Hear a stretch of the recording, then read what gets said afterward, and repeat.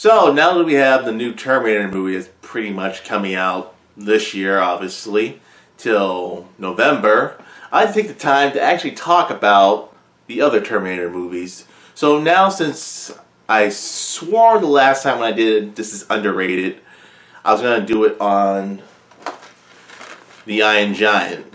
Okay, this was my next This Is Underrated, but now I want to save this for another time. But now I'm going to review and talk about Terminator 1. Now, this is an episode, as I like to call, This Is Underrated. Yeah, that's underrated. That's underrated. Definitely underrated. Definitely underrated. What? Get out of here! So This Is Underrated is now going to be something that got a lot of praise or didn't get a lot of praise, or something that was forgotten, basically. So I want you guys to get ready, grab an iced tea, and let's talk about Terminator 1. So Terminator 1 is all about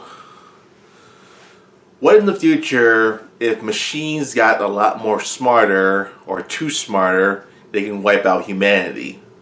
That could be a possibility for the future, or probably our current future at the moment. But here's another thing I'd like to also mention. Now, what if there was one person who had no idea what their destiny was, that they would basically say to themselves, why am I so special when I don't really have a special life? In comes Sarah Connor. Sarah Connor is, well, this is her starting of the Terminator franchise until the newer one. Sarah Connor is basically this ditzy, lovable, kind of your usual female character, basically.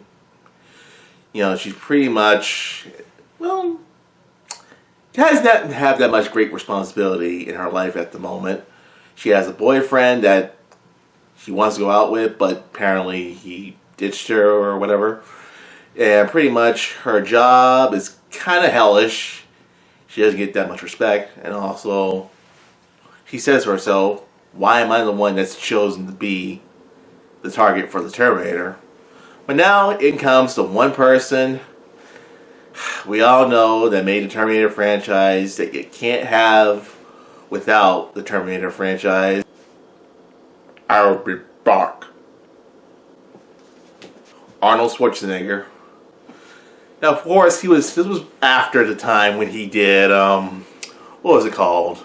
Oh yeah, Conan the Barbarian. When he did Conan the Barbarian, that was pretty much his breakout role. Depending who you're asking. If you're asking the Conan fans, that's Arnold's best role that he's ever had. But don't forget, Arnold technically started out as, a bodybuilder. And also, when it came to his earlier times in film, he was mostly an extra, basically. So, not saying that much about extras, but he started out as an extra, so he wound up being the perfect extra of extras. I hope that's not really a thing. But either way, Arnold is perfect as his character. Now, of course, here comes my favorite line, my favorite scene, one of my favorite scenes of all time. And this movie had to go ahead and ruin it. Nice night for a walk, eh? Nice night for a walk, eh? Wash day tomorrow. Nothing clean, right? Nothing clean, right? I think this guy's a couple of inches to a six-pack. Your clothes. Give them to me. Now. Fuck you, asshole! Yeah. But, yeah, God rest that man for doing that scene. And to be honest, yeah, we all know what the best line was for Arnold. Actually, no, I think I already said it. I think the second best line for Arnold. Hey, buddy! You got a dead cat in there or what? Fuck you, asshole. This movie is still great. Now, let's take you to one person that I think a few Terminator fans kind of accidentally forgotten, but probably don't really remember that much about this movie. In comes Kyle Reese, the first thing you see in this movie. Actually, no, the second thing you see in this movie. You got Arnold's first scene, and you have Kyle Reese's first scene. And Kyle Reese is played by, yes, I like dying in every single movie I star in, Michael Biehn. Michael Biehn, those of you know who this guy is, you know from one thing, he dies in every single movie he stars in. And I mean, every movie he stars in, he dies. Yeah. But now, Michael Biehn, now here's why his character is kind of forgotten. People forgot, now let's take Terminator 2 for a good example. People have always known that there was always two Terminators going back into the past. Well, technically in the first film, there wasn't two Terminators, there was just one. And also the other person that went into the past was also Kyle Reese, being the first human time travel person in this franchise, basically. But either way, yeah, a lot of people have forgotten Kyle Reese. I remember watching Terminator, what was it, Terminator Salvation, and pretty much, you know, I was watching it, and I think a family member asked, so wait, who's Kyle Reese again? And I'm like, he's John Connor's father. And seriously, one of my family members was like, that is why Terminator 1 is underrated. Because some people have forgotten that Terminator 1 was a successful film back at its time. It was cell phone time. Terminator 1. Okay. Okay, the budget for Terminator 1 was actually a $6 million and 400,000 budget. Oh wait, now I get it. $6 million man. Alright. But anyways, even though it was a lower budget movie, it still made enough money to make, of course, the everly popular Terminator 2, T2. But now let's get down to the real thing. Why do people forget about this one? Well, for one thing, it may have memorable lines, but some of the moments, I guess when people think of the first Terminator movie, they think, oh, this was technically a tech-noir. You know how you have film noir and tech noir? Well, film noir is technically something crime or something back in the 40s area or something like that. 40s or 50s area or something like that. And tech noir is technically sci-fi mixed with some type of elements. Those type of elements, I can basically say. One, now yes, people have forgotten certain things. But to me, I mean, think about it. When your movie was kind of a starter, well, what do you do? Well, you know how some people say that the sequel is always better than the first one? Well, here in this case, the first film will always be better than the second one, but that's depending who you're asking, basically. So the first Terminator movie, how can you basically do things like that's a lot better? Well, now that you ask me that, some of the special effects don't really hold up in the first film.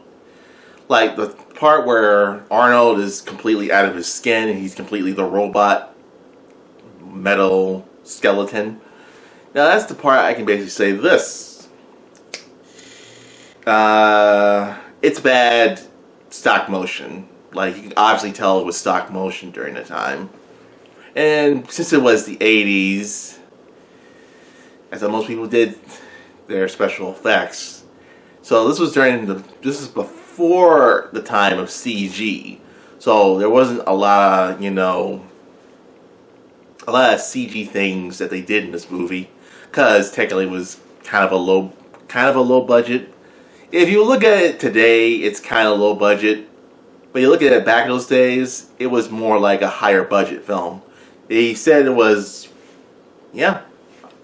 Some people who think $6 million, that actually is a lot of money. I mean, depending who you're asking back in the day. Now, nowadays, $1 billion is definitely a lot of money that people will go nuts over. But now, looking at Terminator 1, now here's the other thing that most people have also forgotten but don't really remember. This was shot as a, well, sort of a film that didn't have a license or a permit or anything like that. So it's pretty much, they really didn't have a permit, so most of the things that they had to film was all at nighttime. So some of the scenes that you see at night was meant to look at night, so they wouldn't be stopped by the police or anything like that. But, you know, what can I say? That's filmmaking, basically. And also, what else?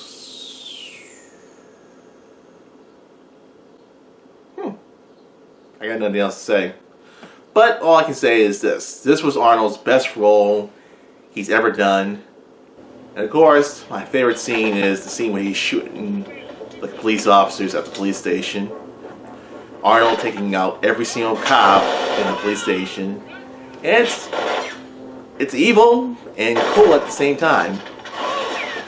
But also, the scene where I guess certain parts... Let me get back to Kyle Reese. Hey, now those of you who probably watched Terminator Salvation are always asking yourselves, why is Kyle Reese so important? Well, Kyle Reese is important because, because he's the guy who goes back in time and has to protect Sarah Connor, and also the one who gives birth to John Connor. So those of you who may have watched Terminator 2, you gotta ask the question, so who was John's father again? Kyle Reese. So watch this movie first before you go and watch the second film. I know the second film is better, but you gotta watch the first film to understand the second film, or what happened in the first film and why it moves on to the second, or who Sarah Connor is in the first place. Because one thing, Sarah Connor didn't start out in the second film. Sarah Connor didn't start out in the second film.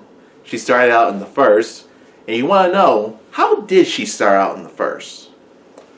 So with that being said, those are the important elements. You can't watch a sequel without watching the first film.